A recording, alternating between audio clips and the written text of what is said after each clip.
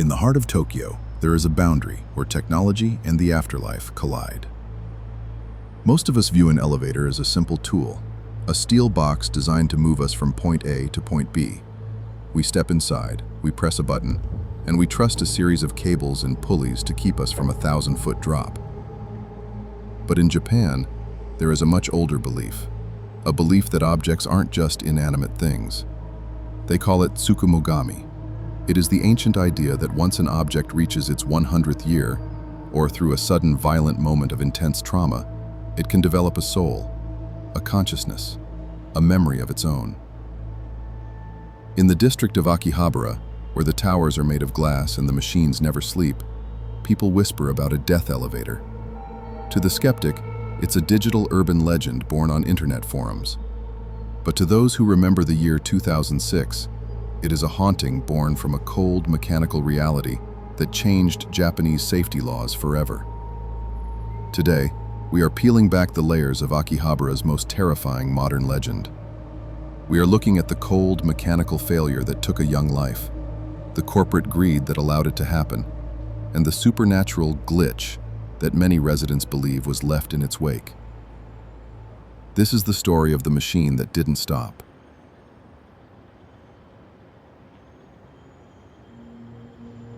We begin on the evening of June 3, 2006. The location is the City Heights Takashiba complex. It's a modern, high-rise residential building, just a short distance from the bustling electronics shops and neon lights of Akihabara. It was a building like any other in Tokyo, clean, efficient, and populated by families and students. Hirosuke Ichikawa was only 16 years old. He was a high school student with his entire life ahead of him, known by his friends for his bright smile and his love for cycling. That evening, he was coming home. He entered the elevator on the first floor, wheeling his bicycle beside him. He wasn't alone. A woman who lived on the 13th floor was already inside the car. Hirosuke pressed the button for the 12th. When the car reached the 12th floor, the doors slid open. This was a routine act. Hirosuke sat astride his bicycle and began to back out of the car.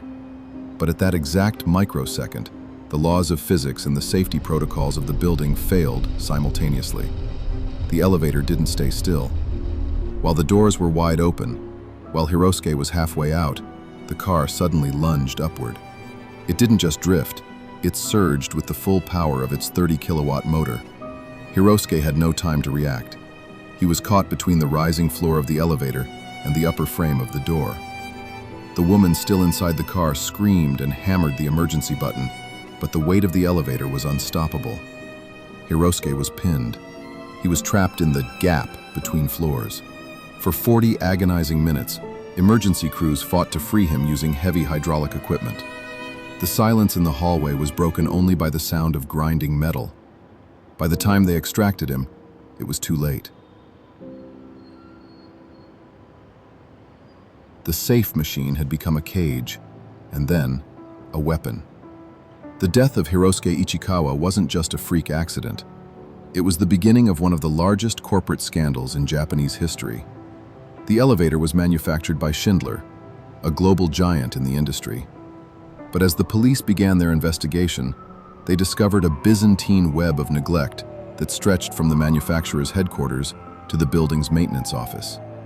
Investigators discovered that to save costs, the building's management had switched maintenance providers to a company called SEC Elevator. When police raided SEC's offices, they found a terrifying reality.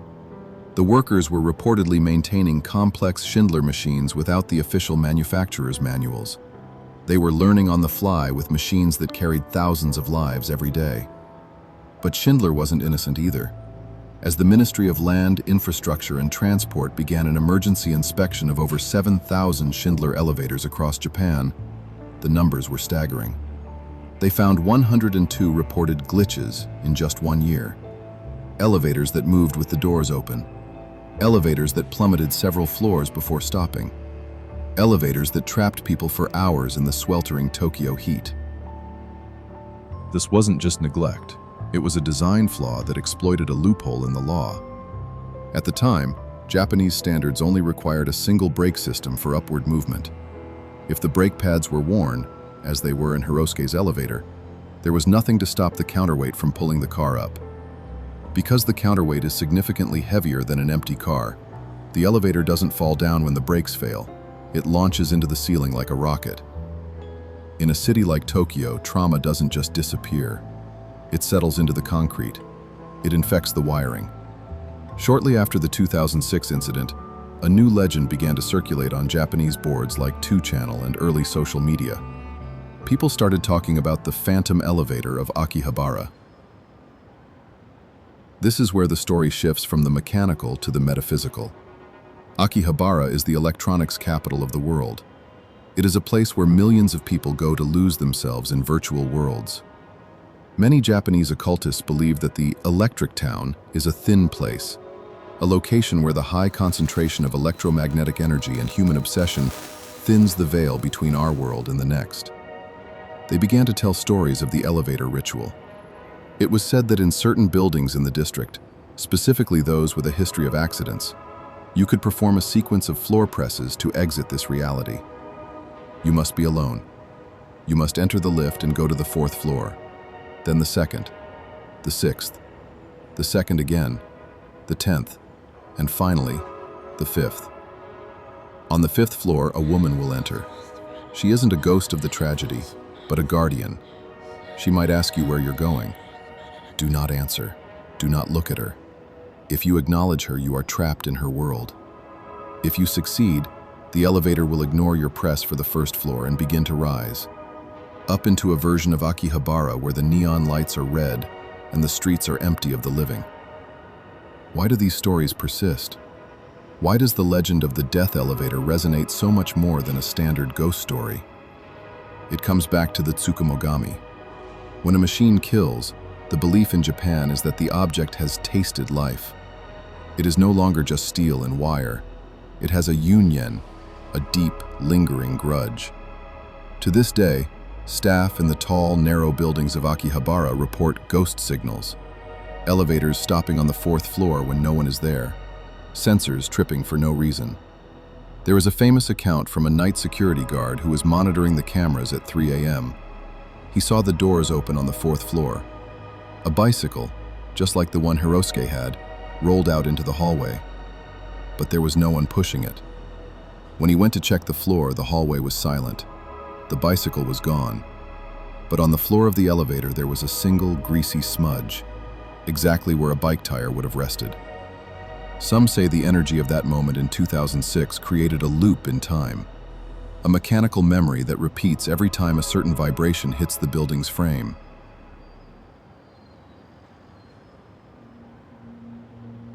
The legal battle for justice in the Ichikawa case lasted for over 12 years. It was a grueling marathon of corporate denial and technical jargon. The public watched as executives from Schindler and SEC stood in court, bowing an apology, yet shifting the blame back and forth. It wasn't until 2018 that the final acquittals were handed down for the executives. The courts ruled that while there was undeniable negligence, it couldn't be pinned on a single person's intent. A settlement was eventually reached with Hirosuke's family, but the money could never replace the boy who never came home from his 12th floor apartment. This tragedy led to the Ichikawa law. Today, every new elevator in Japan must have a dual braking system. They must have independent safety sensors that detect if the car is moving while the doors are open. The technology became safer, but at the cost of a life. We live in a world of logic, but we feel in a world of spirits. Akihabara continues to glow. Its elevators continue to zip up and down, carrying millions of tourists to maid cafes and arcade floors.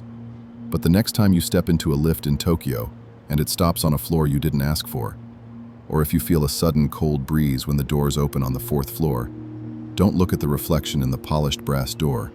Don't listen for the sound of a bicycle tire on the linoleum.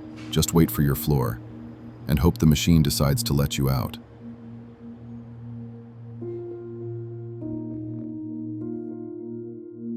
Thank you for joining me for this investigation. Stay safe, stay curious, and maybe take the stairs.